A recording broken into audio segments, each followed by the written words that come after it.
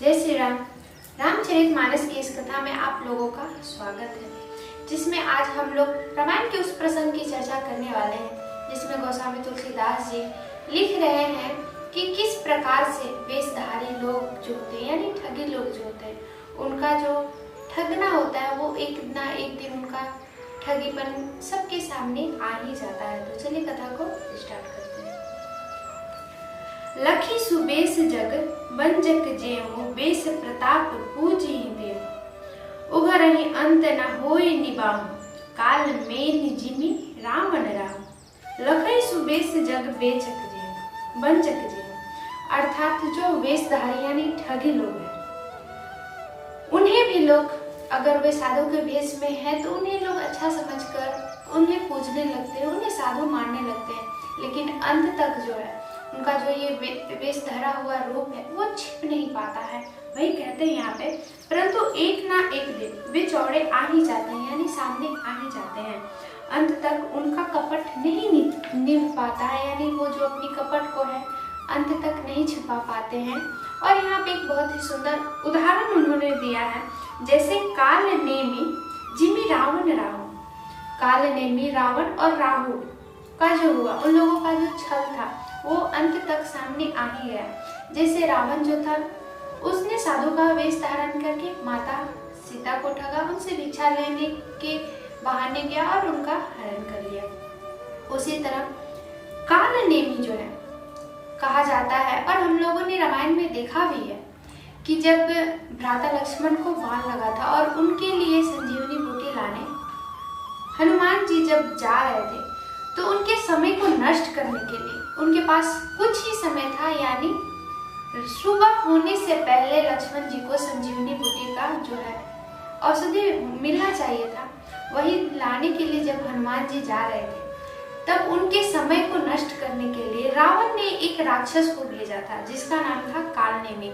और वो जो कालनेमी था वो बड़ा ही चतुराई से साधु का वेश धारण करके हनुमान जी को कुछ क्षण के लिए मतलब अपने झांसे में ला लिया। राम भक्ति करके उन्होंने हनुमान जी को अपने झांसे में ला लिया ताकि उनका समय जो है वो नष्ट हो जाए, वे समय पे संजीवनी बूटी ना ला पाए, जिससे लक्ष्मण की प्राण जो है ना बच सके। लेकिन अंत तक उसकी जो है ये जो वेश थे वो छुप नहीं पाया।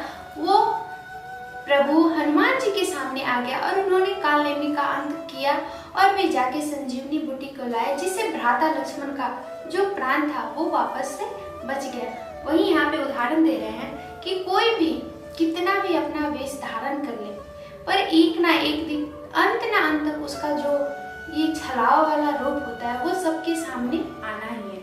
आगे की जो लाइन है, कियम कुबेश साधु समानो जिमि जग जामवंत हनुमानो हानि कुसंग सुसंग तिलाहु लोकम वेद विदित सबका।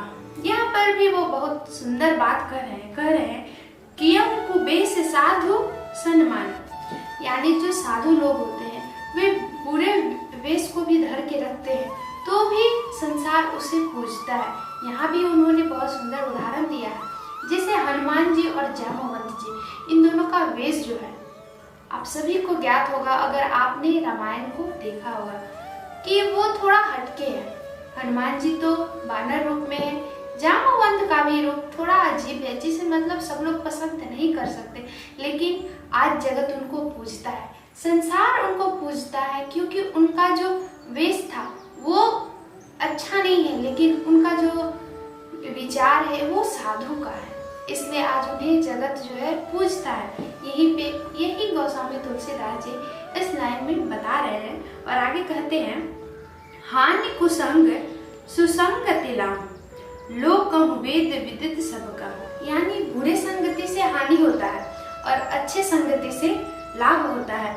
यह बात लोक और वेदों में भी है, यानी हम सभी जानते हैं कि बुरे संगति से हानि होता है और अच्छे संगति से लाभ होता है, ये हम भी जानते हैं। और वेद भी इस बात को बहुत ही पुष्टि करके लिखा है और हमें समझाता है कि अगर हमें संगति करना है तो हमेशा अच्छी संगति में जाएं, और सभी लोग इसको जानते हैं।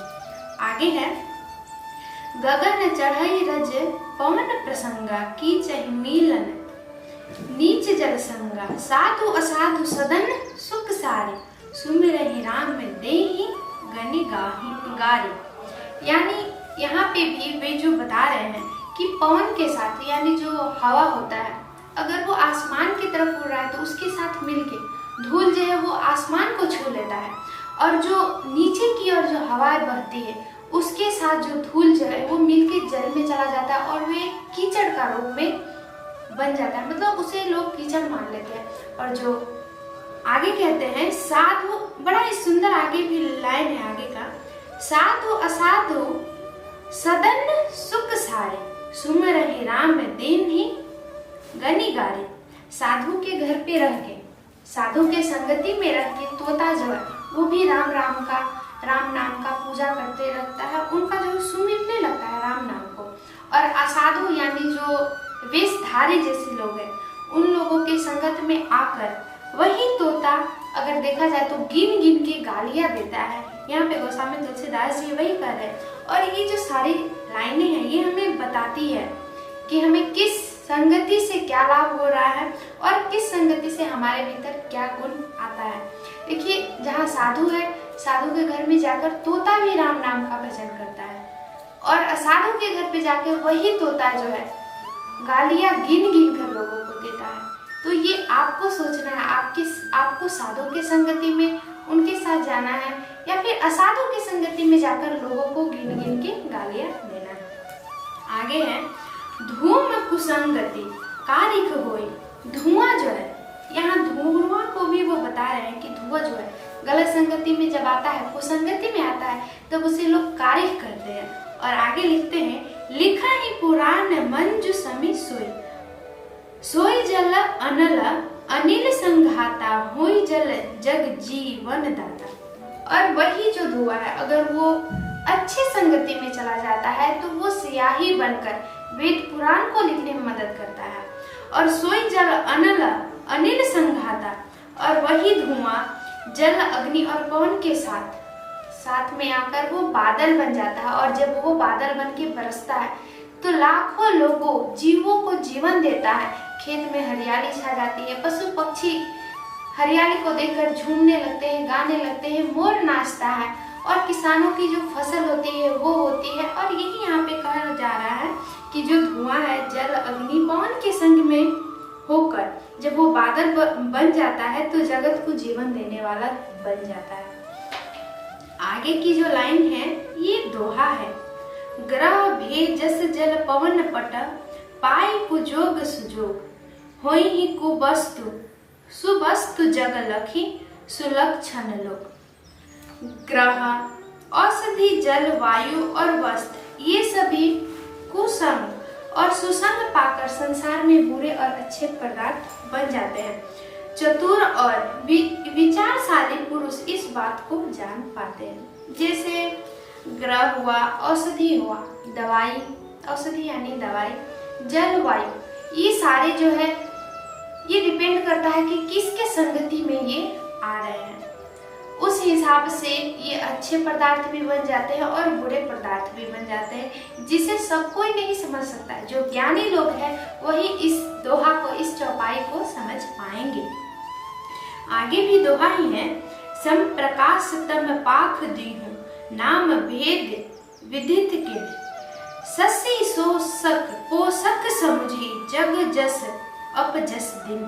महीने के दोनों पखवाड़े में उजियारा और अंधेरा समान होता है। महीने में दो पख होते हैं जिसमें एक पख को उजियारा और एक पख को जो है अंधेरा कहा जाता है, ठीक है। और आगे फिर बोलते हैं, परंतु विधाता ने इनके नाम में अलग अलग भेद बता के भेद के साथ इनके नाम को अलग किया हुआ है। एक को चंद्रमा को बढ़ाने वाला और दूसरे को उसे घटाने वाला समझकर जगत ने एक को सुयश और दूसरे को अपयश कर दिया है। आगे जो है, आगे भी दोहा है, 4 दोहा है इस लाइन में, इसको हम पढ़ेंगे और समझेंगे। आगे फिर है, जड़ चेतन जग जीव जत सकल राम मैं जानी बंदो सबके पद कमल सदा जोड़ जुग पानी।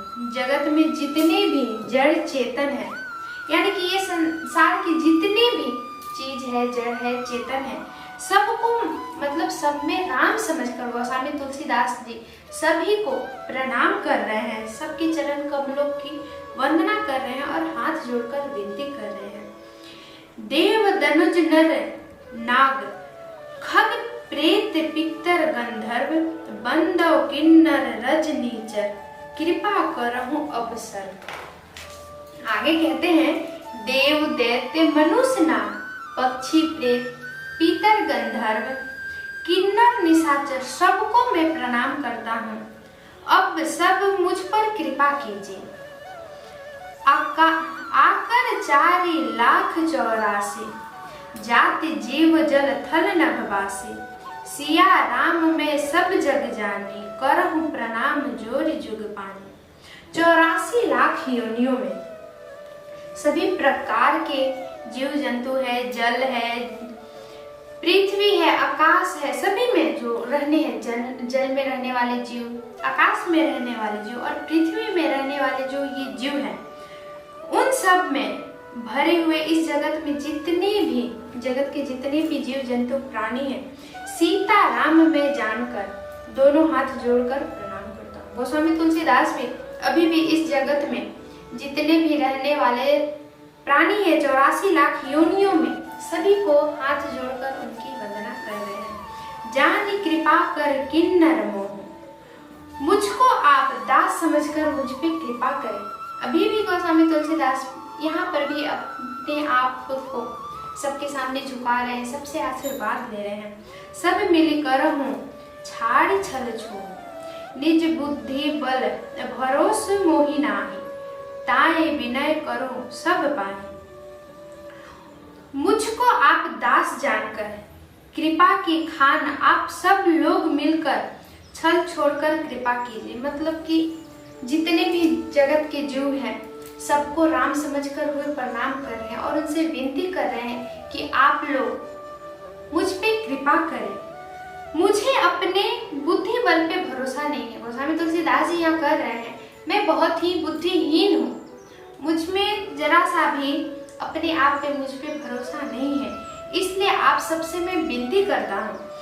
करण चरण चाहूं रघुपति गुण गाहा कि मैं श्री रघुनाथ जी के राम जी के गुणों का वर्णन करना चाहता हूँ।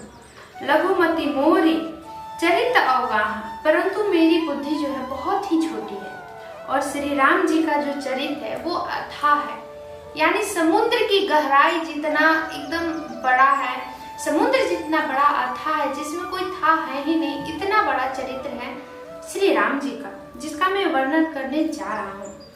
सूझ न एक कहूँ अंग उपाय इसलिए मुझे एक उपाय भी नहीं दिख रहा है।